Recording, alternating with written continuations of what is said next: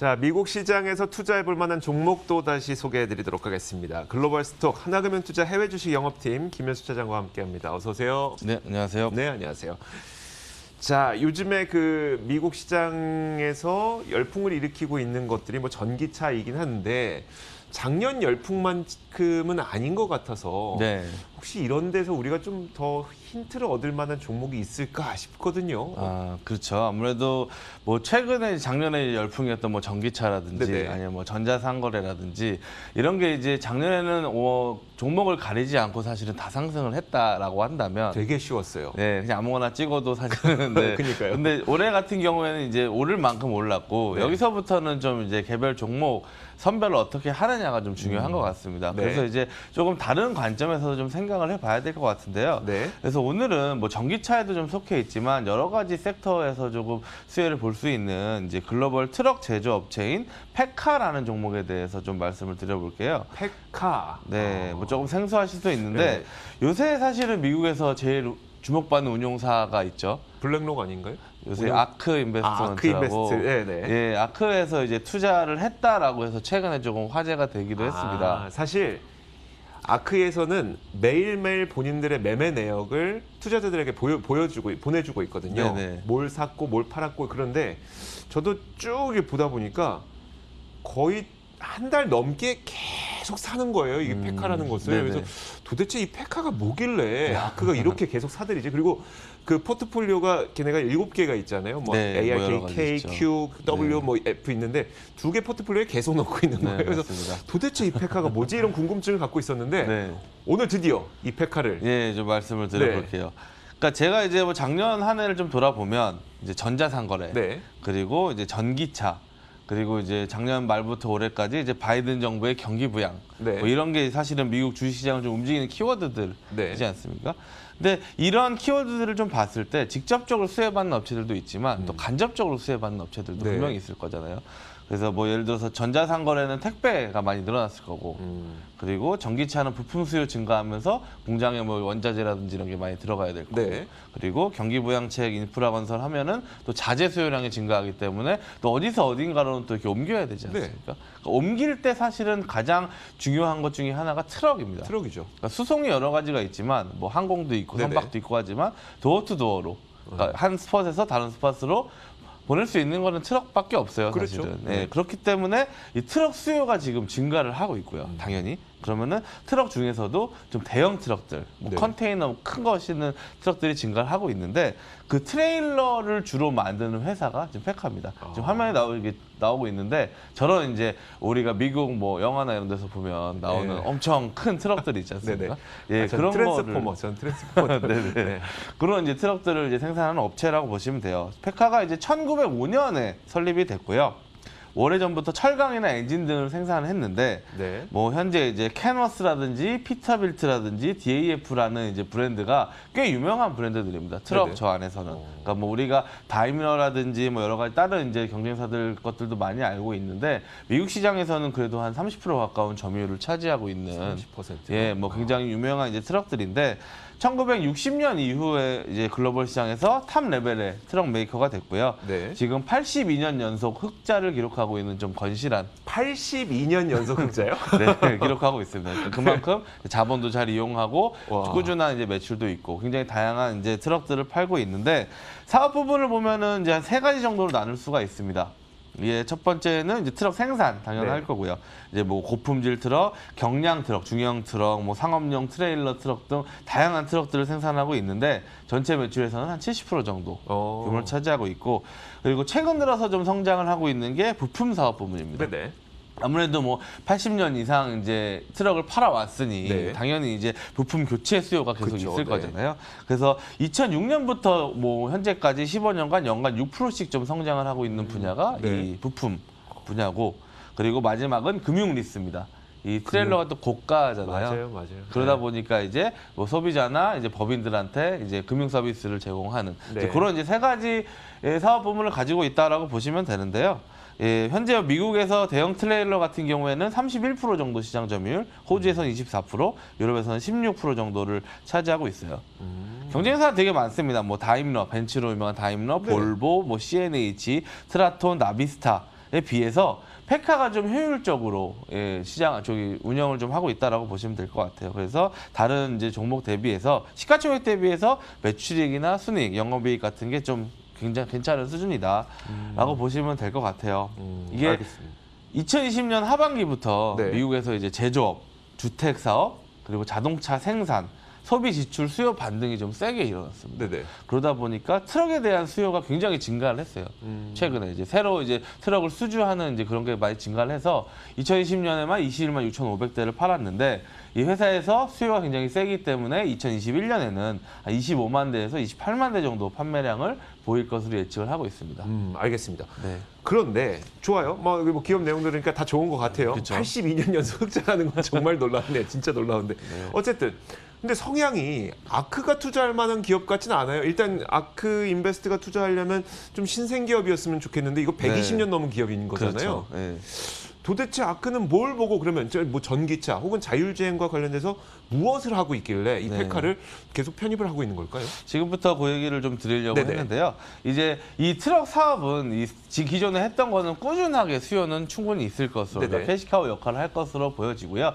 지금 뭐 전 세계 모든 자동차 완성차, 뭐 트럭 제조업체들의 한 가지 키워드는 바로 전기차죠. 그렇죠. 네. 그렇기 때문에 이제 이 페카 같은 경우에도 전기차 지금 생산을 뭐 준비를 했고요. 2021년 2분기 중으로 전기 트럭을 생산할 계획이다라고 합니다.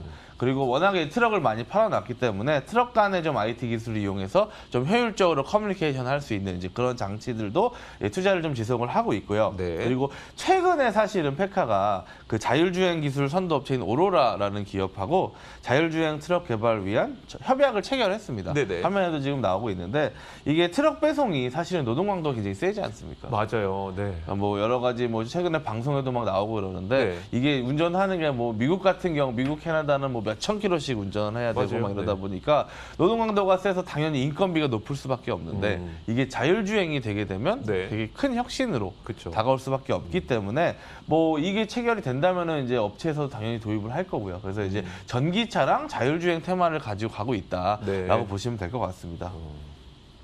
근데 좋아요. 이게 한 가지 더 말씀을 드리면 이게 좀 규제적인 문제가 있어서 전기차랑 자율주행이 이렇게 도입이 되면 네. 신생 업체들도 좀 있지 않습니까? 네. 뭐 조금 논란이 되긴 했지만 뭐 니콜라라는 업체도 있었고 네. 여러 가지 업체가 있어서 그러면은 뭐 기존 사업부문이 다 죽는 거 아니냐? 그러니까요. 기존에 있는 이런 트럭 업체들이 뭐 신생 그 전기 트럭 업체들이 나오는데 네네. 굳이 얘네가 좋을 게 없잖아요. 그렇죠. 그래서 이제 좀 제가 찾아보니까 이게 한 가지 좀 규제 때문에 네. 당분간은 전기 트럭하고 일반 트럭이 공존할 수밖에 없는 상황입니다. 그래요? 그게 뭐냐면 미국 규제 중에 이제 클래스 8이라는 대형 트레일러, 우리가 소위 알고 있는 큰 이제 트레일러를 달고 다니는 트럭이 총 중량 제한이 있어요. 네네. 트럭의 무게 그리고 뭐 거기에 짐을 실는 무게 해가지고 8만 파운드, 36톤 정도가 초과하면 안 되거든요. 네. 근데 현재 지금 사용되고 있는 전기차가 아니고 사용되고 있는 디젤 트럭에 빈 트레일러 장착했을 때 무게가 3만 5천 파운드 정도 된다고 합니다. 어느 정도? 거의 절반 정도 되는 네네. 거죠. 8만이 이제 제한인데 네. 3만 5천 정도 되니까. 네.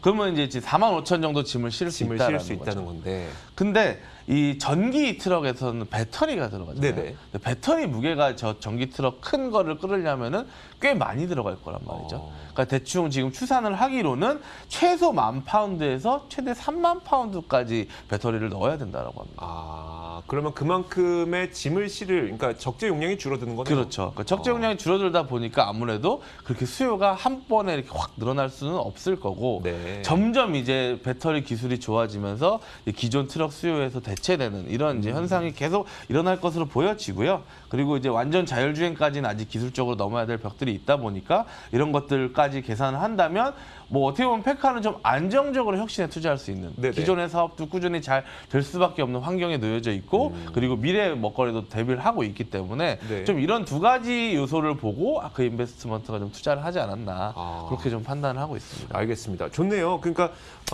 자율주행이라는 것을 가긴 가는 거고 네. 그렇다고 자율주행은 반드시 전기차로만 가야 되냐? 사실 그건 아니잖아요. 뭐 그렇죠. 그러니까 페카처럼 이제 장거리를 운행할 수밖에 없는 트럭 운송 기사 업체 분들에게는 이제 자율주행의 그런 어떤 그 혜택이 있으면서도 디젤을 계속 사용하면서 이들의 그 자동차를 계속 사용해야 되는 그런 환경이 앞으로 좀 펼쳐질 것 같네요.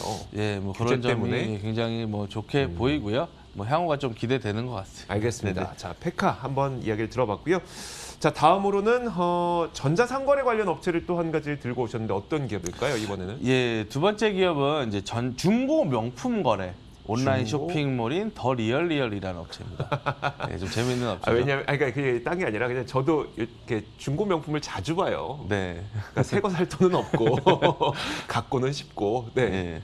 그러니까 이게 작년 한 해 이제 전자상거래가 굉장히 좀 많이 올랐고 아까 네네. 뭐 서두에도 말씀을 드렸지만 작년에는 사실은 거의 모든 업체가 다 올랐어요. 근데 네네. 올해는 이제 어떻게 할 거냐? 그러면은 어떤 이제 선별적인 업체를 할 거냐라고 봤을 때 제가 여기 방송에서 뭐 예전에 저 SC라는 이제 네. 핸드메이드 그렇죠. 거기도 말씀을 드렸고 그리고 또 이제 얼마 전에 우프라는 그러니까 페코라는 네네. 이제 그 뭐 애완 동물 네. 이제 쇼핑몰도 말씀을 드렸는데 이 지금 명품 중고 명품 거래 온라인 플랫폼 리얼리얼이 지금 상황에서 굉장히 좀 좋아 보이고 성장성이 굉장히 좀 큰 것 같습니다.